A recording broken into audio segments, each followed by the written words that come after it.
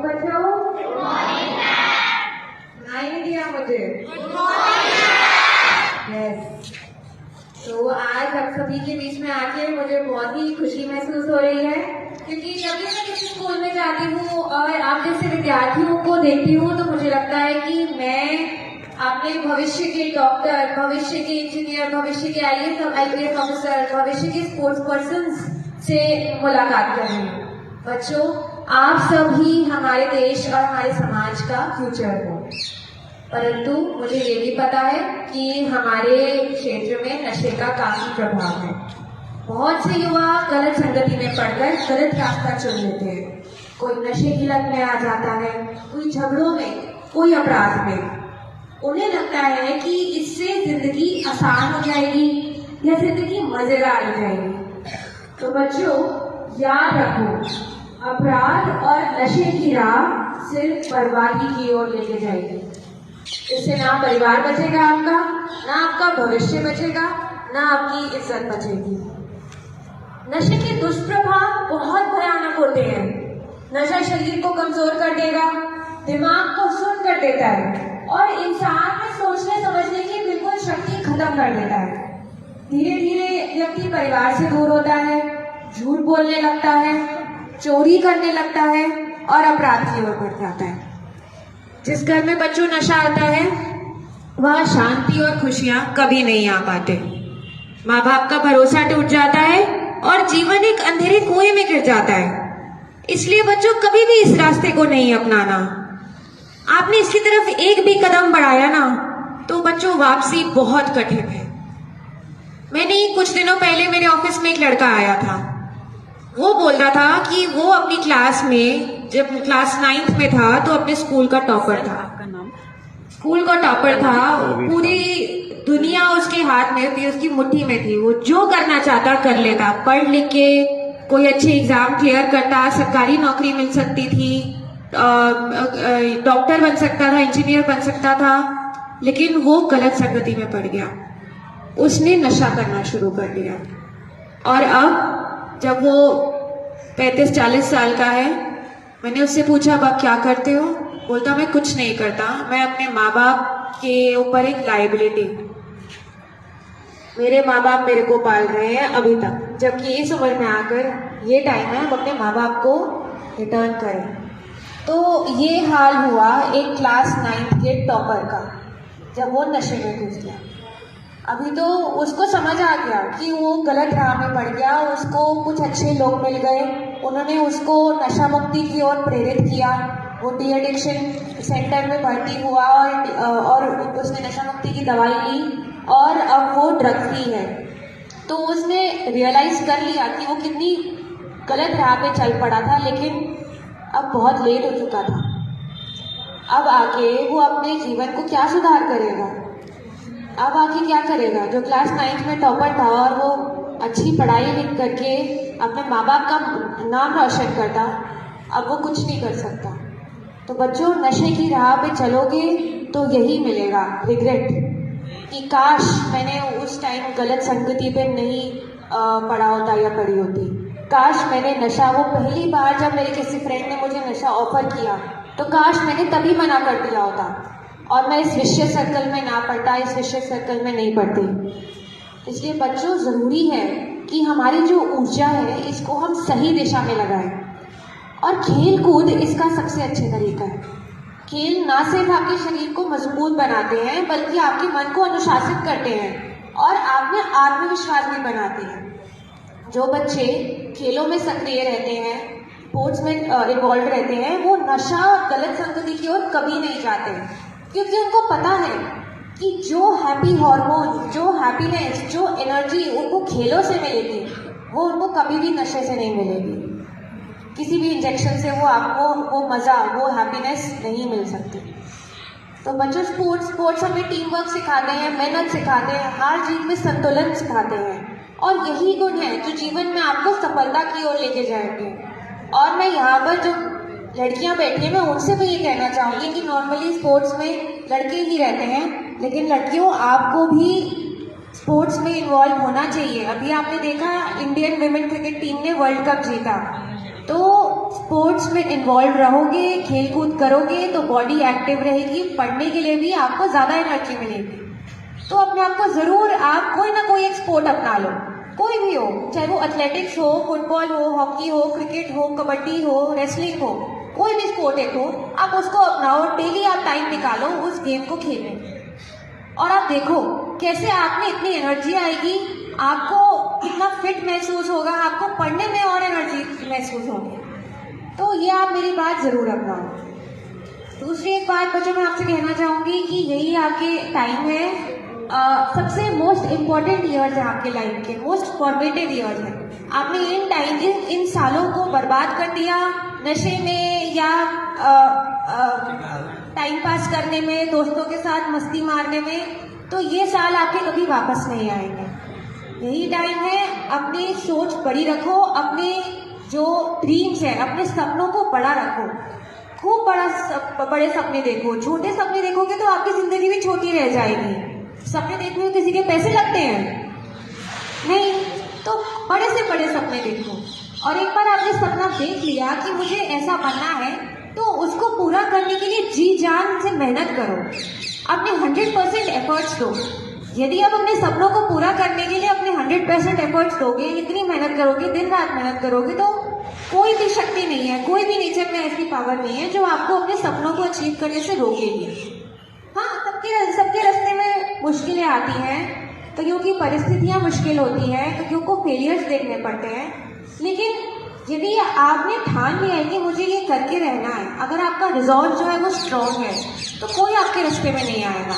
आप सभी लोग जानते हैं APJ, doctor APJ Abdul Kalam को जानते हैं? कौन थे वो? Missile man, yes. और वो कौन थे? इंडिया के प्रेसिडेंट भी रह चुके हैं। और इतने वो इसरो में साइंटिस्ट थे। और आपको पता है वो कैसे परिवार से आते थे? वो एक साधारण मछुआरों की फैमिली से आए थे। एक साधारण मछुआरों की फैमिली से आया बच्चा इतना बड़ा आदमी बन गया, missile man of India, president of India बने। तो उनकी परिस्थितियों ने उनको रोका? नहीं रोका। तो और किसी की परिस्थिति, आपकी भी परिस्थितियां आपको नहीं रोक सकती। अगर आपका मेंटल रिजॉल्व स्ट्रॉन्ग है तो आपकी परिस्थिति आपको मेहनत करने से, सक्सेस अचीव करने से नहीं रोकेगी। फेलियर आएंगे, कई बार आप सोचोगे कि नहीं मेरे को 90% लाना है, नहीं ला पाओगे, 80% या 70% आ जाएंगे। कई बार फेल हो जाते हैं, मेहनत करने के बाद भी फेल हो जाते हैं। लेकिन अगर आपकी मेहनत पूरी है तो आप मुझसे लिखित में ले लो, आपको सक्सेस मिलेगी ही मिलेगी। जो आपको फेलियर आते हैं, आपको फेलियर से सीखना है कि मेरी जो मेहनत थी वो कहाँ कम रह गई, जो मैं फेल हो गया, मैं फेल हो गई। जब मैंने यूपीएससी का एग्जाम दिया, पहले टाइम पे मैं फेल हो गई, मेरा प्रीलिम पास नहीं हुआ। फिर मैंने दूसरी बार अटेम्प्ट दिया, मेरा प्रीलिम तो पास हो गया, लेकिन मेन में मैं रह गई, मेरा मेन फेल हो गया। तो मैं चाहती तो मैं हार मान जाती कि नहीं भाई 2 बार एग्जाम दे दिया, बस और नहीं कर सकते, कुछ और करते हैं, ये मेरे बस की चीज़ नहीं है। चाहती तो मैं हार मान जाती, लेकिन मैंने हार नहीं मानी। मैंने देखा कि मेरी कहाँ पर मेरी प्रिपरेशन में कमी रह गई, कौन सा सब्जेक्ट था जहाँ पर मेरी कमी थी। मैंने उन सब्जेक्ट्स पे फोकस किया, उन पे पढ़ाई करी, और जब मैंने 3rd अटेम्प्ट दिया तो मेरा मेन प्री भी हो गया, मेन भी हो गया, इंटरव्यू भी हो गया, और आज मैं आपके सामने खड़ी हूँ IPS ऑफिसर बनके। तो बच्चों, फेलियर से हार नहीं माननी, फेलियर से सीखना है कि कहाँ मेरी कमी थी और मैं उस पर काम करूँगी या उसमें काम करूँगा, तभी आपको सक्सेस अचीव होगी। बच्चों, जो मेहनत आप अपनी पढ़ाई में, जो एनर्जी आप अपनी पढ़ाई में, खेल कूद और अपने सपनों को पूरा करने में लगा सकते हैं, वही ऊर्जा अगर आप गलत दिशा में लगा दो तो आपका जीवन अंधकार में हो जाएगा। इसलिए मेरा आप सभी से एक निवेदन है बच्चों कि नशे से इनकार करो, अपराध से इनकार करो और अपने सपनों से प्यार करो। अगर कभी भी गलत संगति या दबाव महसूस करते हो तो बस एक पल रुककर अपने माता पिता की शक्ल, उनके चेहरे को याद करो कि उनकी उम्मीदें, उनका प्यार, उनका सपना, ये सब आपसे जुड़ा है और वो चाहते हैं कि आप कुछ बड़े बने। बच्चों, आजकल के समाज में एक और खतरा है, वो है साइबर अपराध। आप सभी लोग, कई लोग के पास मोबाइल होगा, अपने मम्मी पापा का मोबाइल यूज़ करते होंगे। कई बार हमारी जो क्लासेस होती हैं वो ऑनलाइन होती हैं, कईयों के पास लैपटॉप टैबलेट होता है। तो बच्चों मैं यही कहना चाहूँगी कि जो ऑनलाइन वर्ल्ड है ये दो धारी तलवार है। हमारे को इस पे एक तरफ तो इतनी इन्फॉर्मेशन अवेलेबल है कि हम जो चाहें जो सीखना चाहें हम इस पे सीख सकते हैं। मैंने अपनी सारी यूपीएससी की तैयारी ऑनलाइन करी थी। इतने लेक्चर्स यूट्यूब पे, इतने बढ़िया बढ़िया लेक्चर्स अवेलेबल हैं हर सब्जेक्ट पे, ज्योग्राफी पे, पॉलिटिकल साइंस पे, हिस्ट्री पे। मैंने इसी से पढ़ के इन्हीं से अपनी पढ़ाई करी थी। तो ये बहुत अच्छा पॉजिटिव है ऑनलाइन वर्ल्ड का कि हमारे को इसको यूज करना चाहिए अपनी नॉलेज को इन्हांस करने के लिए। लेकिन उसी के साथ साथ ऑनलाइन वर्ल्ड से जुड़ी एक उसका दूसरा पहलू भी है और वो है साइबर क्राइम। बच्चों आप सब लोग, मैं आपको बताना चाहूंगी कि ये जो आपका एज है स्कूल में, ये इस टाइम पे आपको सोशल मीडिया से दूर रहना चाहिए। फेसबुक, ट्विटर, इंस्टाग्राम, व्हाट्सएप, इस सब से कुछ नहीं मिलेगा अभी। और स्पेशली अगर आपने अपनी प्रोफाइल बनाई हुई है तो इस पे आप कभी भी किसी अनजान व्यक्ति को बिल्कुल ना ऐड करें। किसी भी अनजान व्यक्ति को ऐड करोगे वो आपसे मीठी मीठी बातें जरूर करेंगे, लेकिन वो आपको ठगने के लिए आए हैं। वो आपके पैसे ठगेंगे, वो आपकी जितनी भी फोटोग्राफ्स है जो आप इन्फॉर्मेशन अपनी अपलोड कर रहे हो उसका मिसयूज करेंगे। इन फोटोग्राफ्स को वो पोर्नोग्राफी में कन्वर्ट करके पूरे ऑनलाइन वर्ल्ड में शेयर करेंगे। तो आप इन अनजान व्यक्तियों से ऑनलाइन वर्ल्ड में जरूर सावधान रहें। सोशल मीडिया पे एक्टिव ना रहे, अभी आपका टाइम नहीं है, इनसे दूर रहे। और आपके मम्मी पापा भी जैसे ऑनलाइन बैंकिंग यूज करते हैं, कभी आप बाजार में कुछ सामान खरीदने जाते हो तो पेटीएम का इस्तेमाल करते हैं। तो इसमें हम जरूर याद रखें जो ओटीपी है या जो आपके डेबिट कार्ड का पिन है वो सिर्फ आप ही के लिए है, आपको किसी से शेयर नहीं करना। कोई आपसे फोन करके आपसे ओटीपी मांगे या डेबिट कार्ड का पिन मांगे तो आपको शेयर नहीं करना। वो सिर्फ आप ही के लिए होता है। वो आपसे मांग रहा है तो वो आपको फ्रॉड करने के लिए मांग रहा है।